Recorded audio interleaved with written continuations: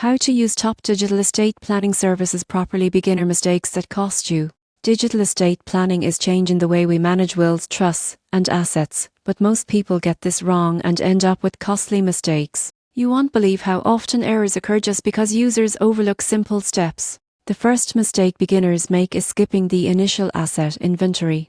Before using a digital service, list all your assets, accounts, and liabilities. Without a complete picture, your will or trust might miss crucial items, creating legal headaches later. Another common error is ignoring state-specific rules. Digital platforms are convenient, but laws vary by state. Failing to follow these rules can render your documents invalid or cause delays in probate. Always check that the platform adjusts for your location. Many users also overlook beneficiary updates. Life changes, marriage, children, or new accounts must be reflected in your documents. Failing to update beneficiaries can lead to disputes or assets going to unintended recipients. A surprising mistake is not using witness or notary features properly. Some digital services include online notarization, but skipping this step can void a document. Make sure you follow all verification instructions precisely. Finally, beginners often neglect document storage and sharing. After creating a will or trust,